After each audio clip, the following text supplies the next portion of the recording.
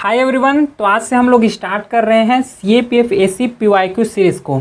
इसमें हम लोग कवर करेंगे 2010 से 2025 के बीच जितना भी पॉलिटी का क्वेश्चन आए हैं उसको पूरा डिटेल में हम लोग कवर करेंगे with answer with detail explanation के साथ।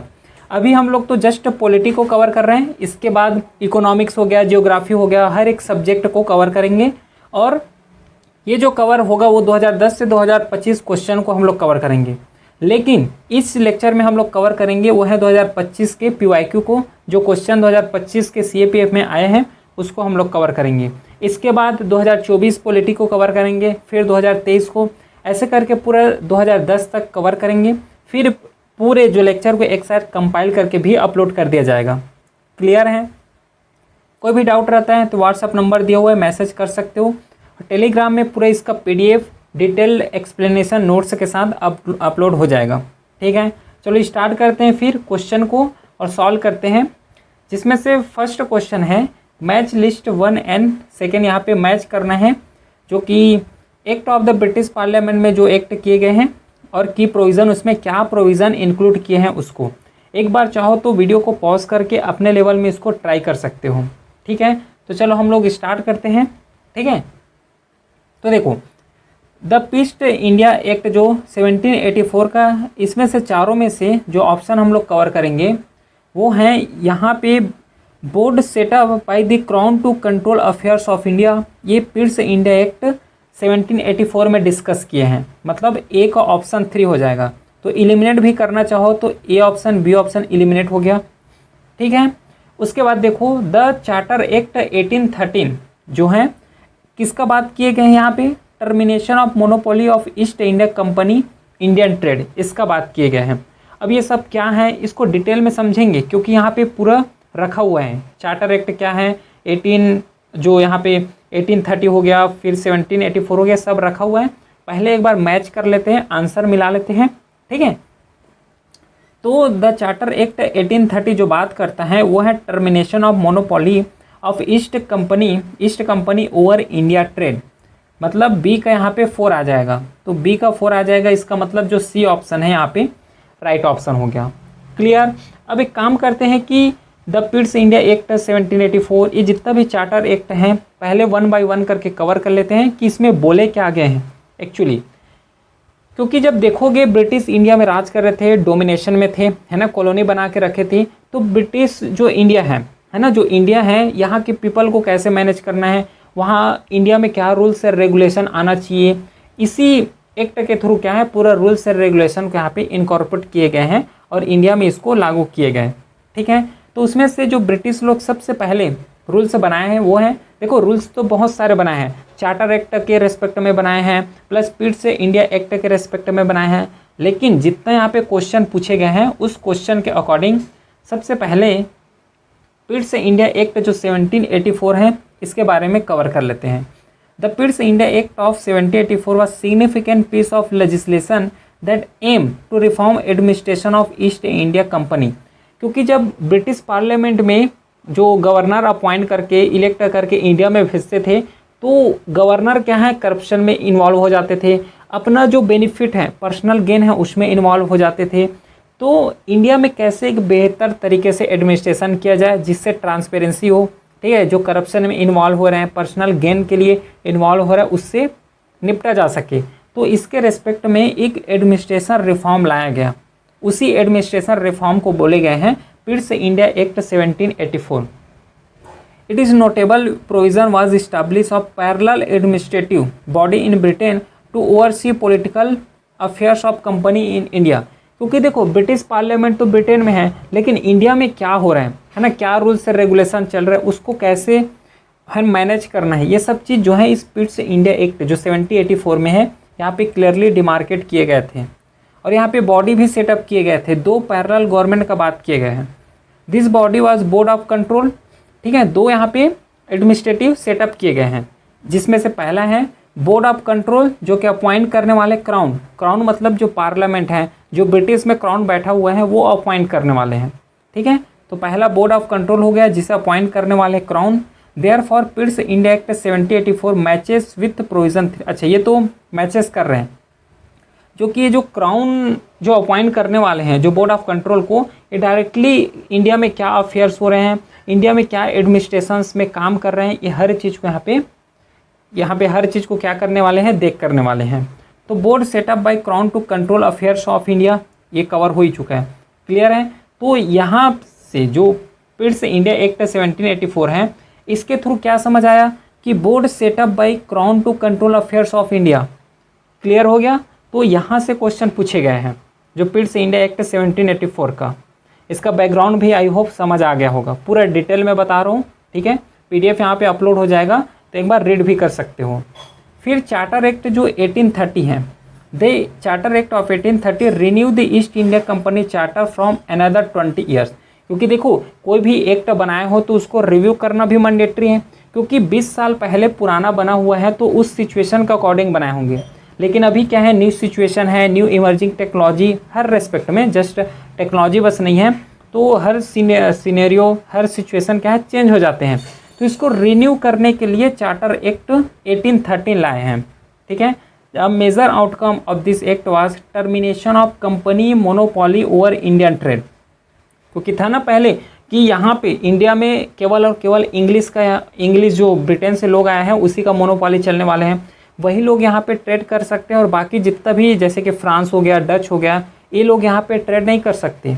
मतलब पूरा मोनोपोली बना के रखे थे।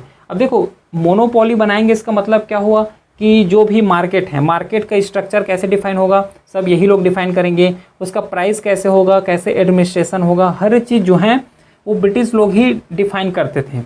तो यहाँ जो चार्टर एक्ट 1830 में यही चीज़ एक मेजर इम्पैक्ट डाला कि टर्मिनेट कर दिए हैं कंपनी के मोनोपोली को। However it retain the company monopoly over trade in tea trade with China.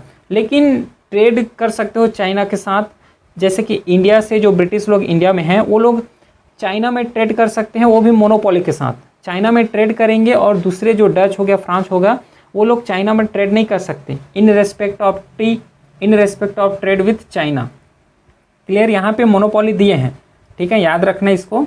तो इस रेस्पेक्ट में ऑप्शन जो 3 है, देखो तो जो द चार्टर एक्ट 1830 बी का हम लोग बोले हैं कि termination of monopoly of East India company over Indian trade. अब बताओ ये समझ आ गया, बैकग्राउंड भी समझ आ गया होगा, क्लियर है।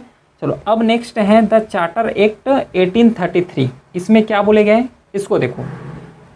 The charter act of 1833 represented a further step towards centralization and brought about significant changes in administration। क्योंकि जैसे सिनारियो बदलते चले जा रहे हैं, क्योंकि एक चीज़ ध्यान दो, जब पिट्स इंडिया एक्ट आया था उस समय का सिचुएशन देखो 1784 है, फिर चार्टर एक्ट आया 1830 आ गए, फिर उसके बाद चार्टर एक्ट 1833 आ रहा है। मतलब सिचुएशन देखो कहाँ 1784 से 1833, मतलब ब्रिटिश जो हैं उन लोगों को भी समझ आ रहा था कि यहाँ पे जितना भी गवर्नर अपॉइंट करके भेज रहे हैं, जो क्राउन जो है अपॉइंट करके भेज रहे हैं, और यहाँ पे जो इंडिया में जो एडमिनिस्ट्रेशन चला रहे हैं वो इतना इफेक्टिव तरीके से काम नहीं कर पा रहे हैं। तो जैसे सिचुएशन आगे बढ़ते चले गए, टाइम आगे बढ़ते चले गए, तो ब्रिटेन के लोगों जो वहाँ के पार्लियामेंट उसको भी रियलाइज़ हुआ कि यहाँ पे जो एडमिनिस्ट्रेशन कर रहे हैं ये लोग, जो ब्रिटिश अपॉइंट करके भेजे हैं, वो लोग ठीक तरीके से उतना सिग्निफिकेंट तरीके से काम नहीं कर रहे हैं। तो इसको क्या करना स्टार्ट किए, सेंट्रलाइजेशन करना स्टार्ट किए। मतलब क्या हुआ कि जितना भी एडमिनिस्ट्रेशन होगा, जितना भी ब्रिटिश इंडिया का पावर होगा वो सिंगल हैंड में होगा।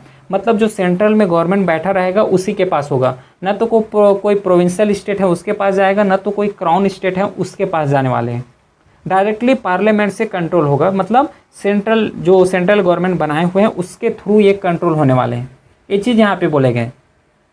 It attempted to remove discrimination against Indian in matter of employment in company service. ये भी चीज़ नोटेबल यहाँ पे चेंजेस किए गए हैं कि जो डिस्क्रिमिनेशन होता है, जैसे कि ब्रिटिश ऑफिशियल में कोई इंडियन पीपल जाना चाहते हैं तो उसको जाने नहीं देते थे, डिस्क्रिमिनेशन करते थे, क्योंकि ये जो हैं जो ब्रिटिश लोग हैं ये गोरे लोगों का जॉब है, ऐसे करके वाइट कॉलर ब्लैक कॉलर सब चीज़ सुने हो ना। तो इस रेस्पेक्ट से क्या है, यहाँ पे डिस्क्रिमिनेशन देखने को मिलता था, तो उसको भी रिमूव किए हैं। मतलब अब से चार्टर एक्ट 1833 लागू होने के बाद ब्रिटिश जो लोग हैं उसके साथ जो इंडियन पीपल हैं वो भी यहाँ पे जॉब कर सकते हैं। The act declare that no Indian subject of company should be disqualify from holding any places employment in reason of his religion, place of birth, descent, colour. देखो यहाँ पे कलर भी लिखा हुआ है। तो ये चीज़ यहाँ पे बोले गए हैं जो कि डिस्क्रिमिनेशन अगेंस्ट इंडिया जो मैटर होता था उसको भी यहाँ पे रिमूव किए हैं। चार्टर एक्ट 1833, ठीक है। तो देखो अब ऑप्शन में और डायरेक्टली इसको पढ़ने के बाद, स्लाइड को पढ़ने के बाद ऑप्शन इजीली समझ आ जाएगा। जो सी का ऑप्शन क्या है, 2 आएगा। देखो तो discrimination against Indian remove in matter of employment and higher services. अब बताओ समझ आ गया ऑप्शन क्लियर तरीके से, है ना। फिर अगला देखो द चार्टर एक्ट 1853, यहाँ पे आओ। जो चार्टर एक्ट 1853 है ये क्या बोलता है कि was last of the charter act, ये लास्ट चार्टर एक्ट है and introduce significant changes in legislative machinery. अब यहाँ पे क्या किए, जितना भी एग्जीक्यूटिव मशीनरी है या फिर जितना भी एडमिनिस्ट्रेटिव सेटअप है उसको चेंज किए हैं। अब बाद में रियलाइज़ हुआ कि एग्जीक्यूटिव या फिर एडमिनिस्ट्रेटिव जो सेटअप है उसको चेंज कर रहे हैं, उसके बदले में या फिर उसके अलावा हमें जो लेजिस्लेटिव मशीनरी है जहाँ पे रूल्स एंड रेगुलेशन बन रहे हैं इंडिया के रेस्पेक्ट में उसको भी चेंज करना चाहिए। तो it effectively separate the legislative and executive function of governor general council. तो यहाँ पे सेपरेट कर दिए कि लेजिस्लेटर का काम इतना है, ये सेट ऑफ लिस्ट है, इसमें ही लेजिस्लेटर अपना रूल्स बना सकते हैं या फिर जितना भी रूल्स बनाना हो वो लेजिस्लेटर का काम होगा, और जिसका जो रूल्स है उसको एग्जीक्यूट करना हो, है ना, वो कौन करने वाले हैं, एग्जीक्यूटिव है, एग्जीक्यूटिव फंक्शन है, वो यहाँ पे क्या करने वाले हैं, एग्जीक्यूट करने वाले हैं जो रूल्स एंड रेगुलेशन बनाए हुए हैं लेजिस्लेटिव के द्वारा, लेजिस्लेचर के द्वारा। The act enlarge the governor general council by adding 6 new member. यहाँ पे भी देखो, यहाँ से क्वेश्चन बनता है, गवर्नर जनरल लेजिस्लेटिव काउंसिल में 6 न्यू मेंबर यहाँ पे जाने वाले हैं, मतलब ये जो काउंसिल है उसका मेंबर्स को बढ़ाए हैं, इसका दायरा को बढ़ाए हुए हैं चार्टर एक्ट 1853 में। क्लियर है क्या। तो इस रेस्पेक्ट में यहाँ पढ़ने के बाद अब डायरेक्टली ऑप्शन में आओ, अब क्लियरली जो है आंसर समझ आ जाएगा। जो चार्टर एक्ट 1853 है, डी का 1 आएगा, enlargement of governor general in legislative council. अब देखो क्लियर समझ आ गया कि कौन ऑप्शन क्या है, इसको पूरा स्लाइड को पढ़ने के बाद क्लियर है क्या पहला क्वेश्चन। चलो अगला क्वेश्चन देखो, consider the following statement regarding the government of India act 1990। इसको याद रखना, 1990 को मोंटेगू चेम्सफोर्ड रिफॉर्म के नाम से भी जाने जाते हैं। तो अगर आता है मोंटेगू चेम्सफोर्ड रिफॉर्म तो यही एज्यूम करना है कि गवर्नमेंट ऑफ इंडिया एक्ट 1990 के बारे में ही पूछ रहे हैं। जिसमें से पहला क्वेश्चन है, it divided the subject of administration in 2 category, central and province. सही है क्या। फिर सेकेंड स्टेटमेंट है, the central subject was divided into reserve and transfer subject. फिर थर्ड स्टेटमेंट है, provincial government were granted the power to make their own budget and levy taxes.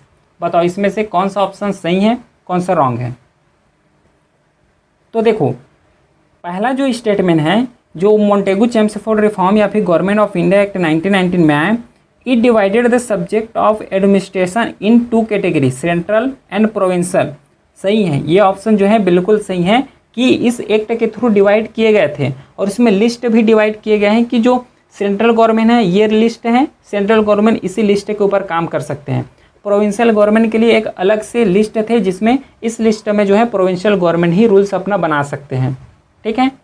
फिर यहाँ पे एक देखो सेकंड स्टेटमेंट बोला है, the central subject were divided into reserve and transfer category. ये ऑप्शन गलत है। क्यों, सेंट्रल सब्जेक्ट यहाँ पे नहीं आएगा, यहाँ पे प्रोविंशियल सब्जेक्ट आएगा। ठीक है, जो प्रोविंशियल सब्जेक्ट है उसको reserve and transfer subject consider कर सकते हो, क्योंकि देखो ब्रिटिश गवर्नमेंट है, ब्रिटिश लॉ है, तो सेंट्रल जो सब्जेक्ट है वो नहीं चाहेंगे कि हम जो है अपना सब्जेक्ट को स्टेट के ऊपर ट्रांसफ़र करें, क्योंकि वो तो मोनोपोली चाहते थे।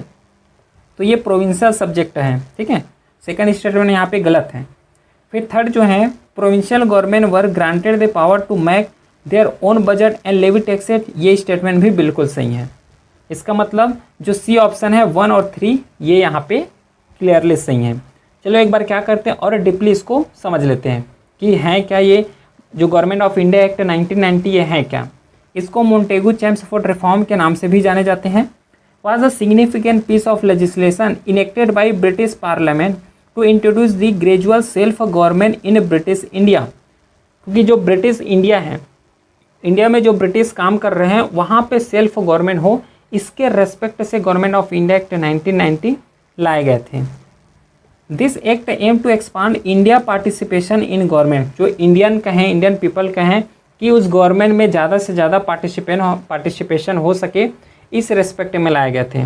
तो क्लियरली यहाँ पे दो चीज़ डिमार्केट किए गए थे, दो सब्जेक्ट डिमार्केट किए गए थे, जिसमें से पहला सेंट्रल है और दूसरा प्रोविंशियल सब्जेक्ट है। ठीक है, तो इन 1919 act introduce the concept of clear demarcation between subject, central government would handle and those that provincial government would administrate. तो दो यहाँ पे सब्जेक्ट लाए गए थे, सेंट्रल गवर्नमेंट का अलग से, प्रोविंशियल गवर्नमेंट का अलग से। तो जो सेंट्रल गवर्नमेंट है वो हैंडल करने वाले हैं, जो प्रोविंशियल गवर्नमेंट है वो उसको एडमिनिस्ट्रेशन करेंगे। This division was a foundation step in structuring the legislative and administrative power. क्योंकि अभी एट प्रेजेंट भी देखते हैं कि सेंट्रल गवर्नमेंट के पास जो पावर हैं, जो 7th शेड्यूल हैं इंडियन कॉन्स्टिट्यूशन में, जो 7th शेड्यूल हैं, वहाँ पे भी हम लोग क्लियरली देखते हैं कि सेंट्रल गवर्नमेंट के पास ये सेट ऑफ लिस्ट है जिसमें से सेंट्रल गवर्नमेंट रूल बनाते हैं। स्टेट गवर्नमेंट है, इसके पास कुछ सेट ऑफ रूल्स हैं जिसमें से स्टेट गवर्नमेंट जो है रूल्स एंड रेगुलेशन बनाते हैं। अभी भी इस चीज़ को देखने को मिलता है।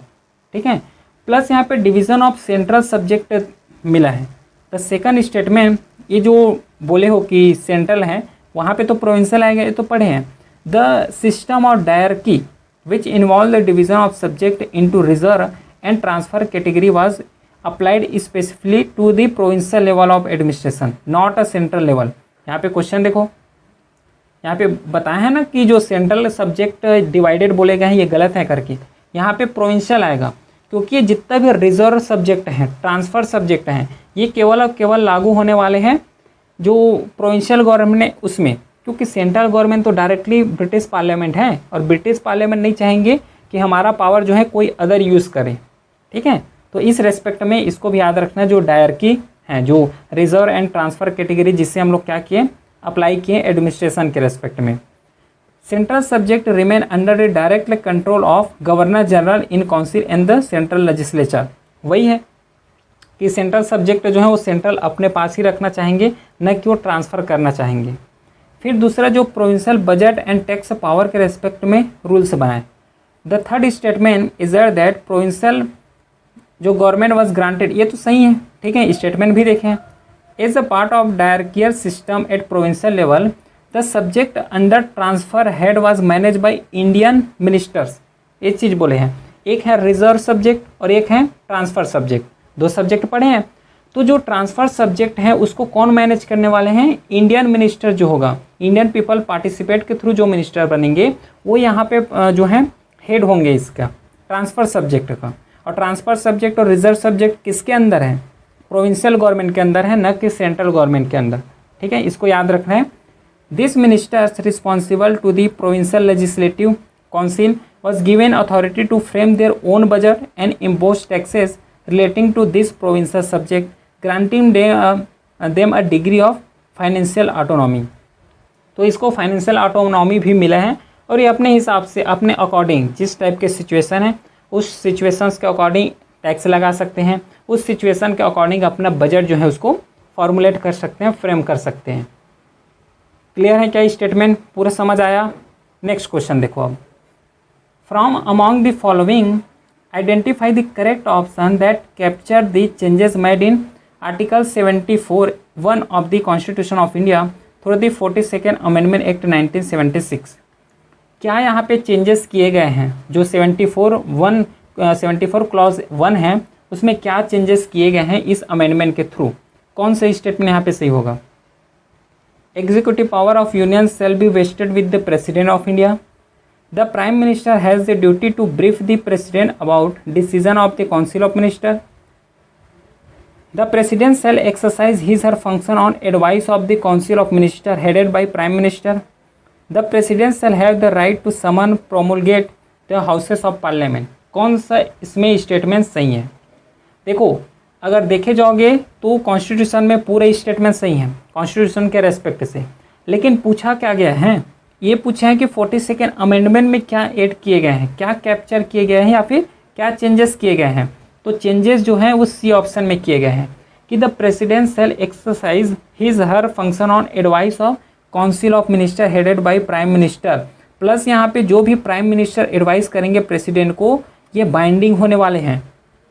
बाकी ये तो प्रोविज़न है। Executive power of union shall be vested with the president of India, ये भी सही है, बी ऑप्शन भी सही है, सी ऑप्शन भी सही है।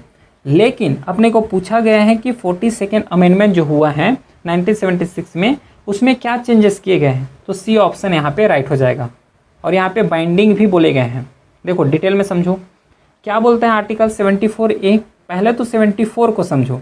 यहाँ पे बोले गए हैं कि कॉन्स्टिट्यूशन में लिखा गया है India deal with council of minister to aid and advise the president. जो काउंसिल ऑफ मिनिस्टर होगा और उसको कौन हेडेड करेंगे, प्राइम मिनिस्टर। तो council of minister headed by prime minister advise करेंगे प्रेसिडेंट को, ये बोला गया है 74 में।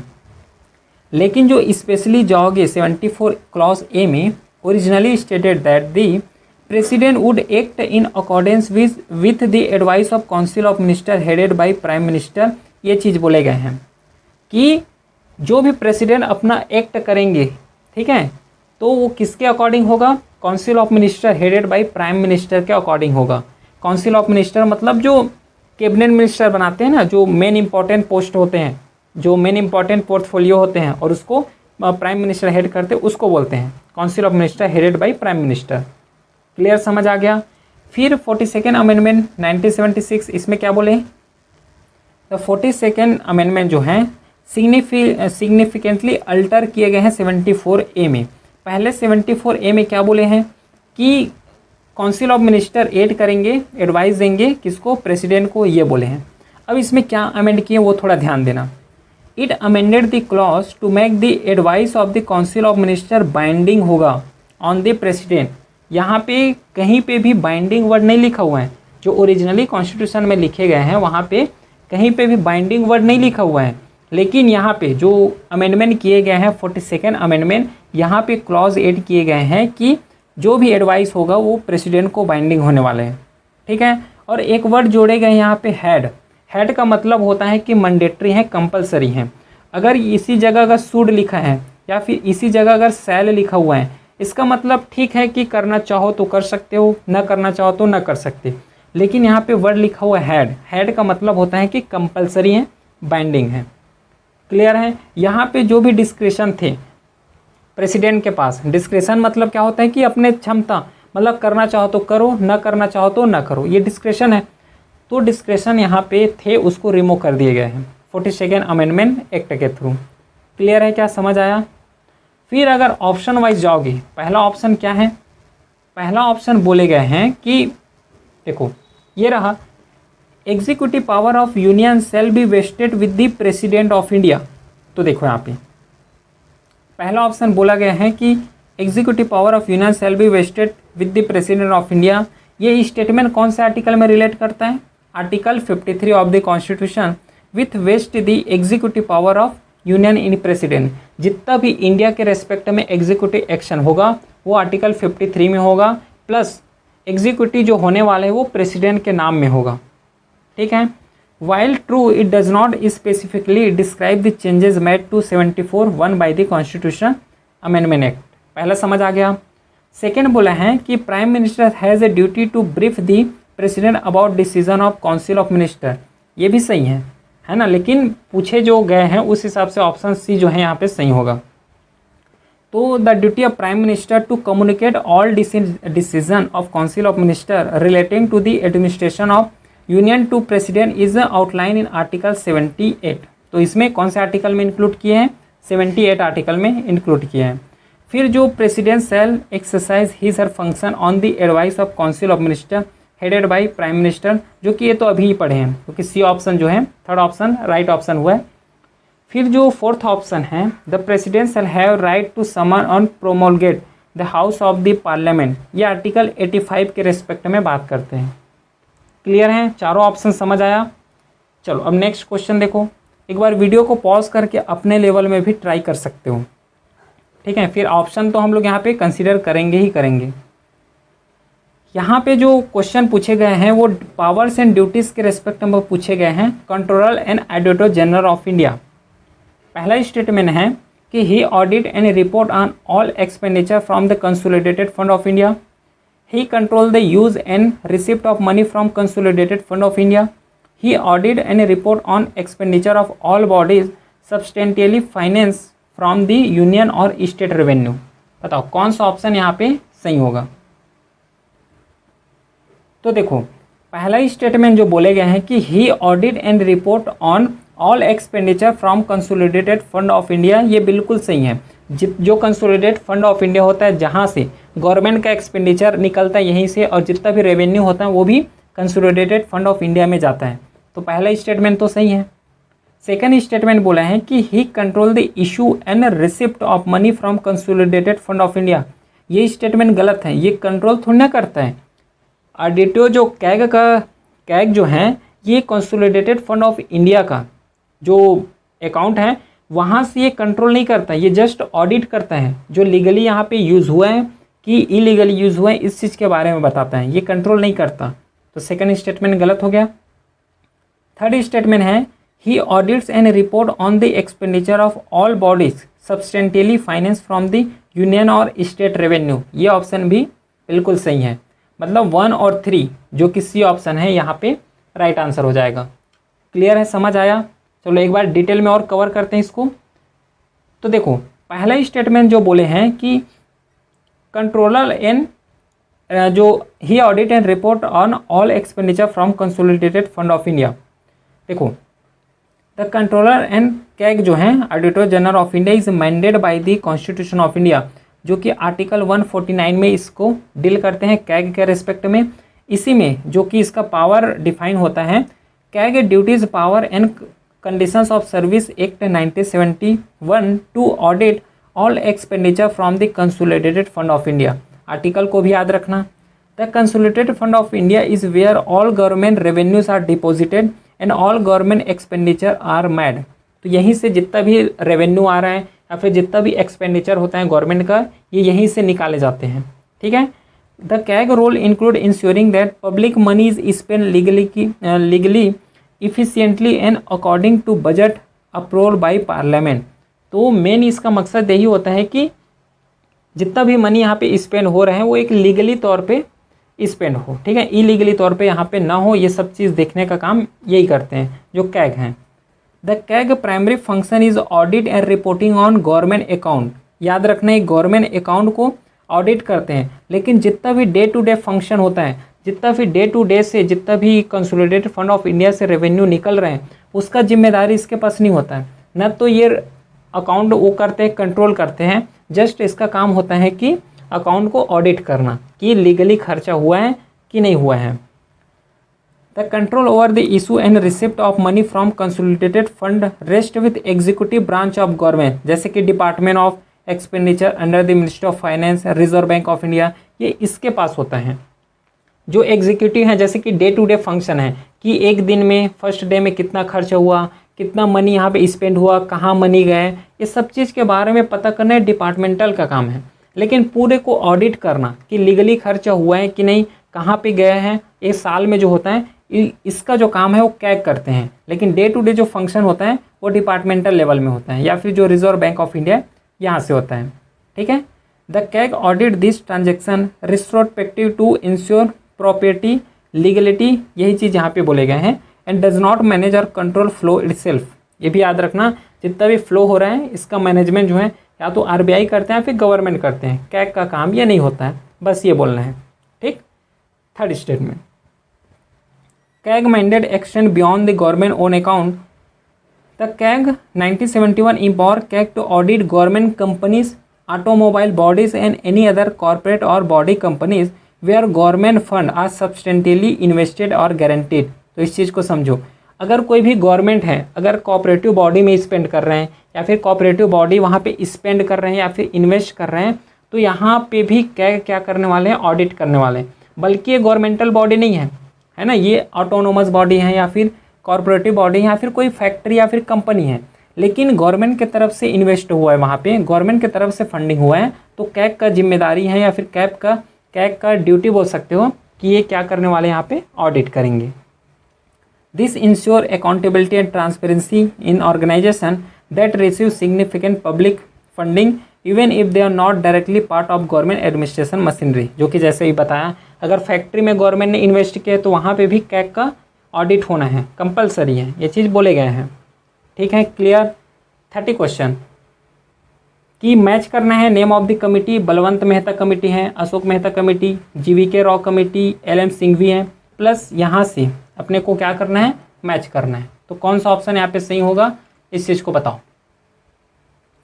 तो बलवंत राय मेहता कमेटी जो है ये क्रिएशन ऑफ जिला पंचायत जिला परिषद, पंचायत समिति, ग्राम पंचायत, इससे रिलेट करते हैं। मतलब ए का यहाँ पे 4 हो जाएगा, तो सी ऑप्शन, डी ऑप्शन यहाँ पे एलिमिनेट हो गया। जो अशोक मेहता कमेटी है इन्होंने क्या बोले हैं कि क्रिएशन ऑफ जिला परिषद एंड मंडल परिषद, इस चीज़ के बारे में बोले हैं। मतलब जो बी है इसका 3 हो जाएगा, बी का 3 मतलब ए ऑप्शन यहाँ पे राइट है, बाकी गलत है। ठीक है, तो देखो पहले डिटेल में पढ़ लेते फिर ऑटोमेटिकली समझ आ जाएगा ये चीज़। बलवंत राय मेहता कमेटी या फिर जितना भी कमेटी यहाँ पे है ये पूरा क्रिएशन है कि पंचायत लेवल कैसा होना चाहिए, जो भी लोकल बॉडी है उसका डिवीज़न कैसा होना चाहिए, इस रेस्पेक्ट में बात किए हैं। तो देखो बलवंत राय मेहता कमेटी, पहले देखो द कमेटी फॉर्म किए गए थे 1957, is renowned for proposing the 3 tier Panchayati Raj system. ठीक है, 3 टियर जो पंचायती राज, जैसे कि विलेज पंचायत हो गया, फिर ब्लॉक लेवल हो गया, फिर जिला परिषद हो गया, 3 लेवल में होता है ना। तो इसको कौन प्रपोज किए गए थे, बलवंत राय मेहता कमेटी ने। The propose structure include gram panchayat at village level, panchayat समिति ब्लॉक लेवल और जिला परिषद एट डिस्ट्रिक्ट लेवल, यहाँ पे ये बताए थे। ठीक है, फिर जो अशोक मेहता कमेटी है जिसे अपॉइंट किए गए हैं 1977 में, दिस कमेटी रिन्यू द पंचायती, ये भी पंचायती राज सिस्टम से ही रिलेट करते हैं। इन्होंने 2 टियर स्ट्रक्चर के बारे में बताया। जो अशोक मेहता कमेटी है ये 2 टियर स्ट्रक्चर के बारे में बताएं, suggesting the abolition of panchayat समिति, जो मिडिल का है, बीच लेवल, उसको यहाँ पे अवॉइड करना है ये बोले हैं। And creation of mandal panchayat at mandal, मतलब ग्रुप ऑफ विलेज को बना के एक मंडल पंचायत बना दो सीधा लेवल विथ स्ट्रेंथनिंग दी जिला परिषद, फिर एक जिला परिषद होगा। तो जो अशोक मेहता कमेटी ये 2 टियर का बारे में बात किए हैं कि विलेज लेवल में क्या करोगे कि जितने भी ग्रुप ऑफ विलेज है उसको एक मिला के डायरेक्टली मंडल पंचायत बनाओ और लास्ट में जो है जिला परिषद तो होगा ही होगा। तो 2 टियर यहाँ पे स्ट्रक्चर का बात किए। ठीक है, फिर अगला जो जीवीके राव कमेटी है, this committee was set up in 1985 to study rural development and poverty alleviation programme. तो जीवीके राव कमेटी जो सेटअप किए गए हैं ये जस्ट रूरल डेवलपमेंट हो रहा है कि नहीं, या फिर जो पॉवर्टी जो एलिवेशन जो प्रोग्राम चल रहा है उसका इफेक्टिवली इम्प्लीमेंटेशन हो रहा है कि नहीं, इसके लिए जो है कमेटी इस्टेब्लिश किए गए थे। It emphasis the important of district level planning and administration. इन्होंने यही बोला है कि जो भी प्लानिंग हो पंचायती लेवल में, जो रूरल या फिर अर्बन पंचायत में जो बॉडीज़ हैं उसमें डिस्ट्रिक्ट लेवल पंचायती या फिर डिस्ट्रिक्ट लेवल जो प्लानिंग है उसमें ज़्यादा इम्फेसिस डाले गए थे, उसका एडमिनिस्ट्रेशन में इम्फेसिस डाले गए थे। Recommending the establishment of post of district development commissioner to coordinate development activity. तो ये डिस्ट्रिक्ट डेवलपमेंट कमिश्नर से कोऑर्डिनेट करना है, इस रेस्पेक्ट में बताए गए थे, या फिर डिस्ट्रिक्ट डेवलपमेंट कमिश्नर इस्टेब्लिश करो, ये बोले गए थे जीवीके राव कमेटी में। क्लियर है क्या। फिर एलएम सिंघवी कमेटी आया। This committee form in 1986 was task with preparing a report on the new perspective of rural self government. A significant recommendation was to grant constitutional status to panchayati raj. तो इन्होंने क्या बोला है कि एलएम सिंघवी ने कि ठीक है कि गवर्नमेंट जो है रूरल बॉडी पंचायती राज सिस्टम तो ला रहे हो, लेकिन उसको कॉन्स्टिट्यूशनल स्टेटस दोगे तभी तो ये मान्य होगा, नहीं तो कई स्टेट हैं जो कि पंचायती राज सिस्टम को फॉलो ही नहीं करेंगे। लेकिन अगर कॉन्स्टिट्यूशनल स्टेटस देते हो तो हर स्टेट में क्या है पंचायती राज सिस्टम यहाँ पे लागू हो पाएगा। ठीक है, इस तरीके से ये जो है स्टेट में रहा। क्लियर है क्या, तीनों चारों जो हैं ऑप्शन में दिए गए थे। नेक्स्ट क्वेश्चन है, which one of the following statement is not correct. कौन सा यहाँ पे करेक्ट नहीं है ये बताना है।